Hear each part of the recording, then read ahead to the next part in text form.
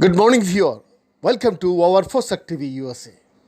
Don't afraid. Yes, Omicron is in India, but more testing and sequencing, not a blanket restriction, are needed.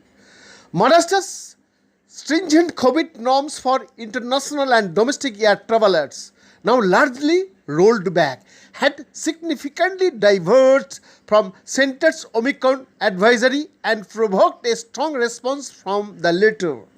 Rightly, so air travel is regulated by Government of India, and if every state begins to improve its own regulations, this is a recipe for chaos, especially in the busy December season for travel and tourism. Government of India's norms were reasonable, mandating RT-PCR test for some high-risk countries and home quarantine for all international travelers for 7 days.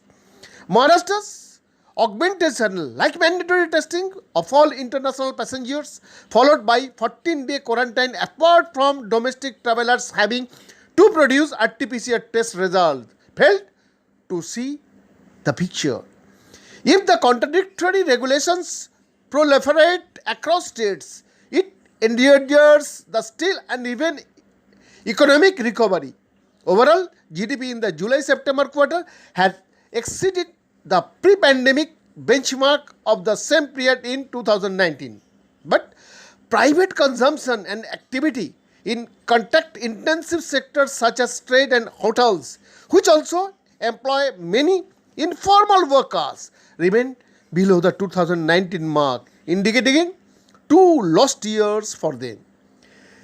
Interstate travel restrictions have hardly worked given the uniformly high seroprevalence across most states in July.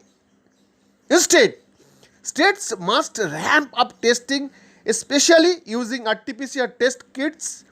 The check for the S gene. A missing S gene is seen as a potential proxy indicator of Omicron, which can later be confirmed by genome sequencing. India's daily testing numbers have stagnated at 11 lakh. Nearly 3 lakh COVID cases were detecting in November, but just over 9,000, only 3% samples were sent for genomic sequencing. In contrast, the UK has done genomic sequencing on nearly 15% of its positive samples. With Omicron cases already detected, sending more COVID positive samples for sequencing, not just those missing the S gene, is necessary in the longer term. This will reveal if Omicron gives competition to the Delta variant, just as INSACOG sequencing efforts revealed Delta's phenomenal surge over other mutations. With airports getting overcrowded thanks to new testing norms and thereby becoming a contagion risk, more rapid PCR tests with 1 hour turnout times, unlike regular RT-PCR test, should be available to travelers, with samples for genome sequencing from airports being dispatched to high throughput labs. It will help Government of India make timely, informed decisions. States must reserve blunt legal instruments which allow extraordinary movement curbs under the Disaster Management Act and Epidemic Diseases Act.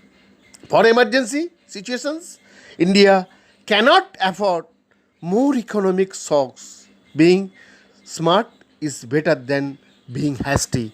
Beyond the report for Fosak TV USA.